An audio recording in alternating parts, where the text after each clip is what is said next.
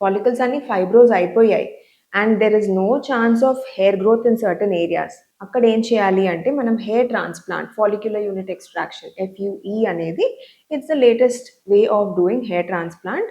So we're going to check the donor area. Donor ఏరియాలో hair follicles బాగున్నాయి అంటే మనం వాటిని ట్రాన్స్ప్లాంట్ చేసుకునే ఆప్షన్ ఉంటుంది. స్మాల్ ఏరియా ట్రాన్స్ప్లాంట్ అంటే మనకి 1 డేలో అయిపోతుంది, బికాస్ మనకి 4 to 6 hours అనస్థీషియా ఇచ్చినప్పుడు, మాక్సిమం క్వాంటిటీ ఆఫ్ అనస్థీషియా అయిపోయినప్పుడు we shouldn't be extending the anaesthetic time. So large area transplants ఉన్నప్పుడు ఎప్పుడు కూడా 2 days షెడ్యూల్ చేసుకోవడం అనేది జరుగుతుంది.